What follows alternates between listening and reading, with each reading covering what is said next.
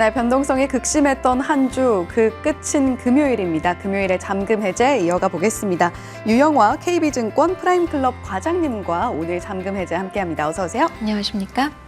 네, 오늘 과장님과 본격적으로 종목 이야기 나누기 전에요. 머니맵 어떻게 움직이고 있는지 함께 확인해 보시죠. 네, 오늘 삼성전자, SK하이닉스 동반으로 오름세를 보이는 가운데 SK하이닉스가 4.16% 강세고요. 소부장단에서도 전반적으로 좋은 흐름 나타내고 있습니다. 그리고 2차 전지 쪽에서 좀 특징적인 움직임이 나타나고 있는데요. 에코프로 BM이 9.13%, 에코프로 8.04% 강세, LNF도 7.89% 강세로 소재단에서의 급등세 나타나고 있습니다. 에코프로 그룹주들이 동반 급등하는 이슈는 좀 광복주 특사 이슈도 있는 것 같고요. 이와 함께 LNF도 급등 나와주고 있다는 부분 체크해 보시면 좋겠습니다. 오늘 IT, 자동차 섹터 전반적으로 좋고요. 게임주들 실적 속속 내놓고 있는데 넷마블이 8.07% 빠지고 있습니다. 신작에 대한 이야기들, 특히 하반기에 대한 기대감들 함께 이야기 나눠보면 좋겠고요. 로봇 AI 쪽에서 신성 델타테크도 7% 넘는 급등세 보여주면서 오늘 상당히 좋은 상승 탄력 가져가고 있습니다. 전력기기도 HD 현대일렉트릭, LS일렉트릭, 우주항공 국방 섹터에서도 3.58% 상승 나오고 있는 한화 에어로스페이스 특징적으로 움직임 보여주고 있습니다. 오늘 건설과 기계 쪽도 함께 좋네요. 네, 이렇게 머니맵 살펴보고 왔는데요. 오늘 유영화 과장님과 본격적으로 잠금 해제 종목들 만나보기 전에 AS 먼저 좀 진행을 해볼까 합니다. 성광밴드가 실적을 내놨는데요. 상당히 좋은 실적을 내놨습니다. 영업이익 기준으로 연중 최고인 204억 원 기록을 했고 전년 동기 대비 50.6%의 성장세 보여주고 있습니다. 매출액도 상당히 잘 나와서요. 669억 원 전년 동기 대비 2.6%의 성장세 나타내고 있습니다. 유영화 과장님과 함께 7월 19일에 만나봤던 종목이고요.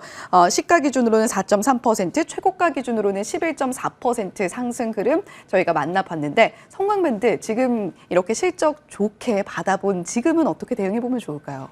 네, 여전히 전 긍정적으로 보고 있고, 일단 조선 쪽에 최근에 이제 그 8월 2일 기준으로 해서 조선 쪽 일부 종목들이 또 신고가를 8월 어제 기준으로 해서 플러스권 나오는 종목들이 있거든요. 그러니까 네. 한마디로 좀 하락했던 시장에서도 잘 버텨준 종목이고 섹터다라고 말씀을 드릴 수 있을 것 같고요. 일단은 성광밴드는 안 좋았지만 좋아질 만한 어떤 개연성이 있고 또 약간 지금 정책도 좀 수혜가 있을 수 있다라는 말씀을 드렸는데요. 그 부분은 여전히 변함이 없고 또 하반기 실적 그리고 수주에 대한 모멘텀을 가져갈 가능성이 있다라고 보기 때문에 그리고 이제 조선주들이 대형주들이 좀 흐름이 좋기 때문에 기자재들도 저는 충분히 따라갈 수 있다라고 생각을 해서 가지고 계신 분들은 그냥 홀딩하시면 될 것 같습니다. 네, 조선주 모멘텀도 분명하고 계속해서 수주 이력들 나타나고 있으면서 대형주들 중심으로 움직임이 나타나는 가운데 우리가 그 아랫단에 조선 기자재 쪽도 계속해서 눈여겨보는 것이 좋겠다라는 리뷰 성광밴드를 통해서 받아 들어봤습니다. 자, 그렇다면 두 번째 리뷰 종목 HDC 현대산업개발 저희가 이야기 나눠보면 좋을 것 같은데요. 오늘은 살짝 0.68%가량 하락이 나오고 있습니다만 굉장히 또 중요한 이슈가 어제 나왔어요. 서울에 이제 12년 만에 그린벨트 해제한다라는 소식과 함께 급등이 나왔었는데 시가 기준으로 5.3%, 최고가 기준 14.4% 상승 흐름 그리고 있습니다. HDC 현대산업개발 어떻게 대응해 볼까요? 마찬가지로 일단 투자 포인트를 말씀드렸을 때 이제 서울과 수도권의 어떤 일부 지역에서의 아파트 상승세, 그 부분에 수혜를 누릴 수 있는 종목이라고는 말씀을 드렸었는데요. 지금 일단 금리 인하 기조가 훼손된 것은 아니기 때문에 여전히 긍정적이고, 추가적으로 앵커님께서 말씀해 주셨듯이 서울 쪽에서의 그린벨트 해제와 그리고 추가적으로 공급에 대한 이슈들을 지금 정부에서 계속 카드를 꺼내들고 있기 때문에 수도권과 서울에 주택을 공급하겠다라는 어떤 호재는 동사에게 상당히 긍정적인 이슈로 작용을 할 가능성이 있고, 그다음에 실적도 나쁘지 않게 2분기 나왔기 때문에 아마도 이제 그런 부분들은 동사에게 주가에 영향을 긍정적으로 줄 수 있어서 저는 뭐 여전히 또 홀딩 말씀드리도록 하겠습니다. 네, HDC 현대산업개발에 대해서도 홀딩 관점 제시를 해주셨습니다.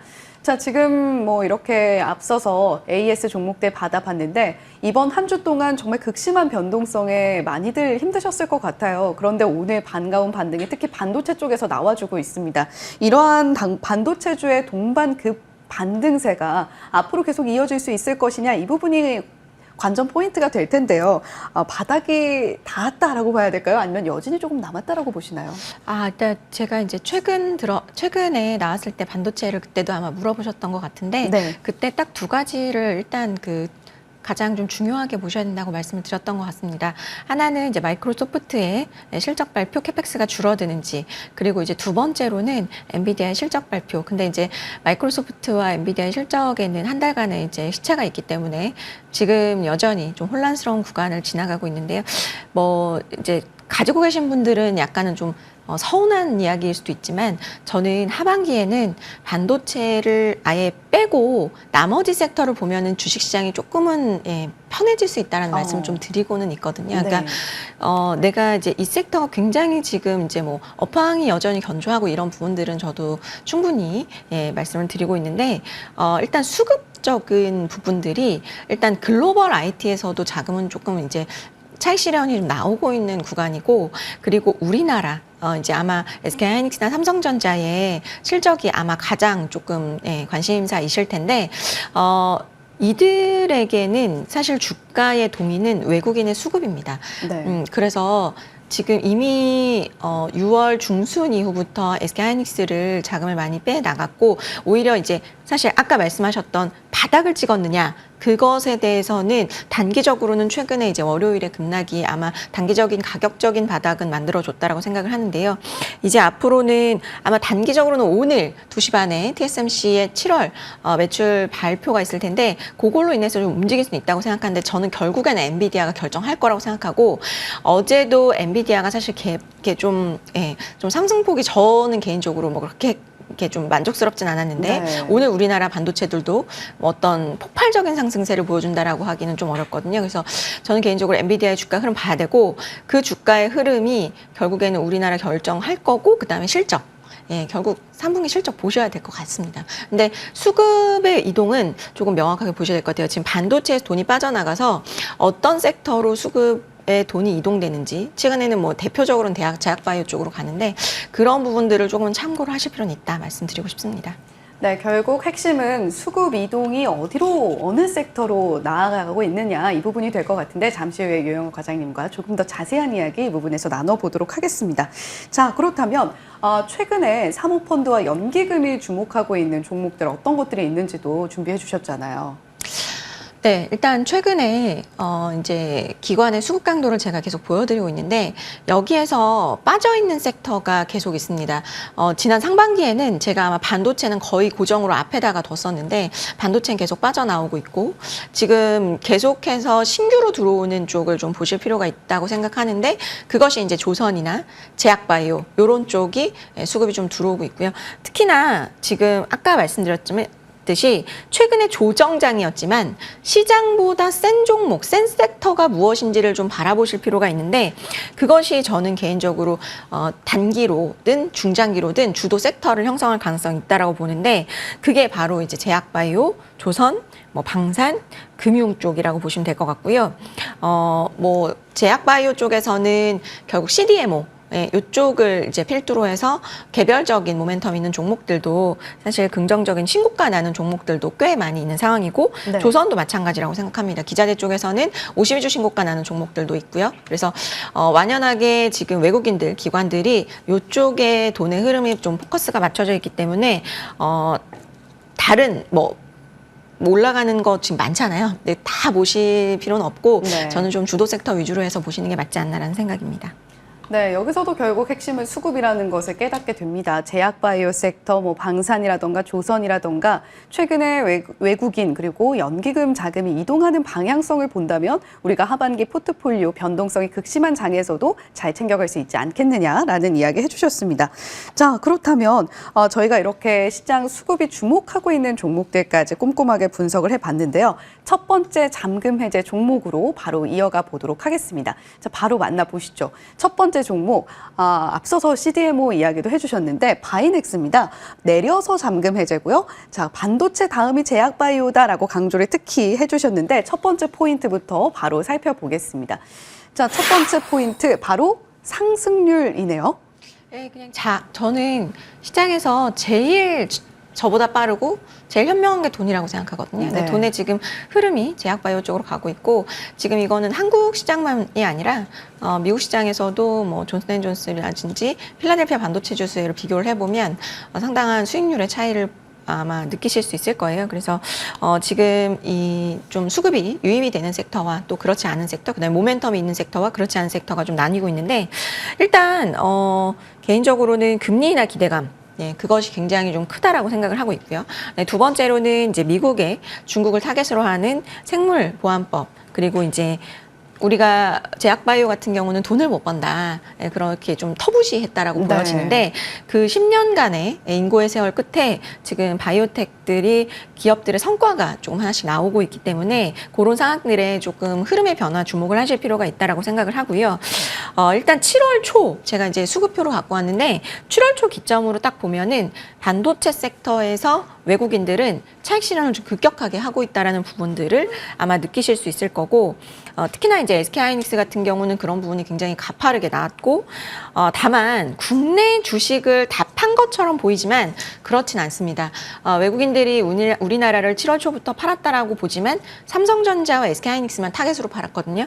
그러면은 그 돈은 어디로 갔냐라고 한다면 제약바이오를 바스켓으로 매수하고 있다라고 보시면 될 것 같고요. 네. 그것은 뭐 외국인뿐만 아니라 기관 같은 것도 마찬가지입니다. 기관 같은 경우도 옥십자를 한번 예로 보시면 7월 1일부터 급격하게 수급이 유입되고 있거든요. 그러니까 7월 1일부터 뭔가의 시장에 수급의 리밸런싱이 좀 급격하게 벌어지고 있다. 그 정도로 판단하시면 될 것 같습니다.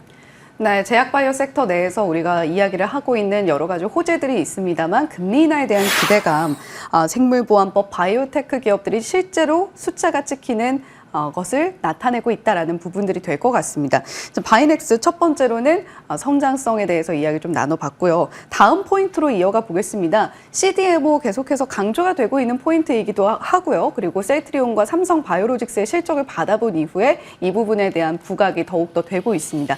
자, CDMO 저희가 키워드 들여다볼 때 바이넥스와는 어떻게 포인트 잡아볼 수 있을까요? 네. 일단 저는 지금 CDMO를 왜 봐야 되는지에 대해서를 좀 말씀을 드리고 싶은데 22년 9월 말쯤에 코스피가 좀 조정을 받았고 네. 2150선까지 내려갔었거든요. 근데 그 이후에 저점 찍고 반등하는 구간에서 주도줄의 공통점을 한번 보자면 결국 미국이 무엇을 필요로 하느냐, 미국이 무엇을 원하느냐, 그 섹터들이 주도 섹터였다라고 보시면 그 당시에 22년 8월에 인플레이션 감축법 그리고 반도체 및 과학법이 통과가 됐었는데요. 그 이후에 보조금을 지급해서라도 빠르게 내가 미국 앞마당에다가 이 공급망을 확충하겠다라는 의지를 보여주면서 관련법 통과되는 수혜 섹터들은 굉장히 강한 상승세를 보였거든요. 그런 점을 우리가 이제 힌트로 좀 생각을 해본다면 다음의 타겟은 바이오, 중국의 바이오다라고 본다면 생물보안법이 수요에 대한 정책을 굉장히 좀 강하게 시장에 반영을 할 가능성이 높다라고 보고 있고요. 일단 뭐 법안 자체가 지난 3월에 상원 상임위를, 그다음에 5월에 하원 상임위를 통과를 했고요. 지금 친 트럼프 성향의 마이크 존스 하원 의장이 7월 10날 연내에 통과하겠다. 뭐 이런 얘기들을 또 했습니다. 그래서 이미 지금 이 수혜 섹터들은 주가로 움직임을 보여주고 있고 관련해서 좀 관심을 가져보시는 것. 그리고 이 종목은 신고가는 아니지만 삼성 바이오로직스 같은 경우는 뭐 이미 신고가를 냈기 때문에 네. 돈의 흐름은 충분하게 지금 보여주고 있다라는 생각입니다.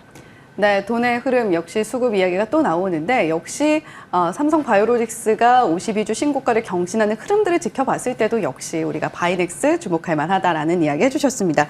자, 그렇다면 바이넥스 오늘 뭐 한 0.23%가량 빠지면서 21,550원 선 움직임 보여주고 있는데요. 가격 전략 어떻게 가져가 볼까요? 네, 지금 목표가는 뭐 27,000원 1차로 말씀드리고요. 손절가는 18,000원 말씀드리도록 하겠습니다. 네, 바이넥스 목표가 27,000원, 손절가 18,000원 가격 전략 제시를 해주셨습니다. 자, 그렇다면 잠금 해제 두 번째 종목 어떤 종목일지 바로 이어서 살펴보겠습니다. 자, 두 번째 종목은 역시 내려서 잠금 해제고요. HK 이노엔 숫자가 나오고 있는 제약바이오 종목이다라고 주목을 해보시면 좋겠습니다. 자, 키워드 바로 만나볼 텐데요. HK 이노엔 2분기 실적이라는 키워드입니다. HK 이노엔의 2분기 실적 저희가 어떻게 보면 좋을까요? 네, 일단 지금 그 반등하는 시장에서 제약바이오가 가니까 뭔가를 관심은 갖고 싶은데 나는 얘가 숫자가 안 나와서 잘 모르겠다 이러신 분들이 좀 있을 것 같아서 네. 일단 숫자 나오는 거 하나를 갖고 왔는데요. 일단 2분기 실적이 상당히 잘 나왔고 영업이익 컨센 상회를 했습니다. K캡이 상당히 성장을 뭐 긍정적으로 해줬어요. YOY로 28% 정도, 순환기 매출액도 100% 정도 성장을 해줬고 당뇨 쪽이 또 마찬가지로 160% 성장해주면서 확실하게 탑라인 성장은 보여준 상황이고요. 의료 파업 때문에 약간 이제 우려하면서 수익 같은 경우가 좀 덜 나갈 수 있다라는 게 있었는데 그것도 뭐 괜찮았습니다. 그래서 KK 파트너사 교체 효과 그리고 이제 IM 바이오로직스 기술 이전에 대한 선급금 그런 부분들 그리고 이제 HBNB 부분에서의 수익성이 좀 개선되는 부분들을 이게 컨디션 성장되는 부분들인데 그런 거 보면은 저는 이제 상반기에 좋았고 하반기에도 여전히 성장세를 보여줄 수 있다 그렇게 말씀을 드릴 수 있을 것 같습니다. 네, 우리가 흔히 좀 숙취 해소제로 알고 있는 컨디션을 판매를 하고 있는 HK 이노엔입니다. 그런 만큼 우리가 HK 이노엔과 관련해서 실적의 성장세 어떻게 바라볼 것이냐 꼼꼼하게 분석을 해주셨고요. 자, 다음 포인트 짚어보겠습니다. 그렇다면 과연 이러한 숫자가 어디까지 지킬 수 있을 것이냐가 관건이 될 텐데 하반기 기대감이라는 키워드 어떻게 바라볼까요? 네, 일단은 연간으로 그래서 이제 하반기에도 좋을 것이냐가 아마 좀 궁금하실 것 같은데요. 7월에도 KK은 계속해서 좀 긍정적인 데이터 보여주고 있고 그리고 올해 전반으로 보더라도 영업이익은 한 1,000억대 이상 아마 좀 성과를 거둬줄 수 있을 것 같아요. 그러니까 YOY로는 한 50% 이상 성장해줄 수 있을 것 같고요. 일단은 국내 경쟁 약물이 등장했음에도 불구하고 K캡은 계속해서 성장세 지속해주는 것을 보여줬고 그 다음에 이제 동사의 핵심 기대감이라고 하면은 이제 미국 진출인데요.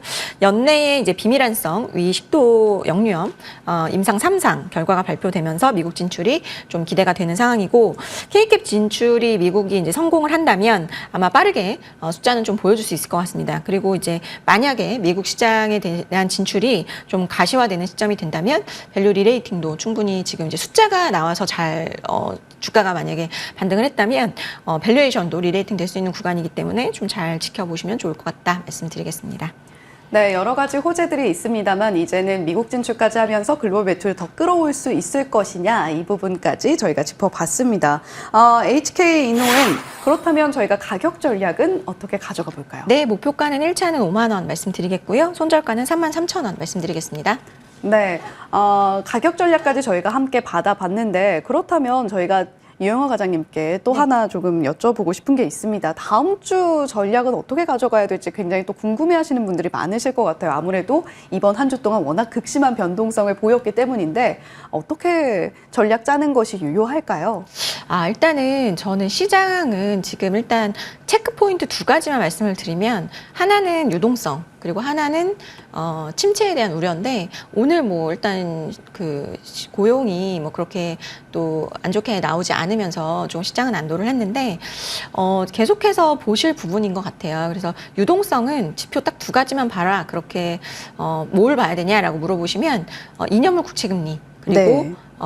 거기에 따른 N 네, 추세. 그러니까 N이 결국 강세로 갔을 때 시장은 이제 발작을 일으켰던 거기 때문에 N이 얼마나 더 좀 강세로 갈 수 있느냐 이거를 좀 보실 필요가 있을 것 같은데 지금 미국 기업 기업들의 어떤 마지노선, 이익의 마지노선이라고 하면 그러니까 펀더멘탈을 훼손할 정도의 N이 어느 정도냐라고 분석을 했을 때 144N 정도라고 나왔기 때문에 정부는 아마 그 부분에서 방어를 좀 할 것 같고요. 실제로 지금 142N과 148N 그 사이에서 박스권 이루어지고 있는데 네. 일단 그 부분에 대해서 저는 조금 시장 변동성을 보셔야 될 것 같고 두 번째로는 경기인데 고용과 소매 판매 보셔야 될 것 같아요. 근데 이제 고용은 일단 이번 주는 큰 파도가 지나갔습니다. 네. 다음 주에 또 나옵니다. 일주일 있다가 나오기 때문에 일단 14일에 소매 판매가 나오고 15일에 고용 또 나오거든요. 그래서 아마도 그때 또 뭔가의 지표를 우려를 할 가능성은 있기 때문에 그러니까 이런 어떤 침체의 어떤 우려가 있는 상황이잖아요. 침체는 아니고 우려가 네. 있는 상황이기 때문에 계속해서 아마 데이터 체크하려고 할 거고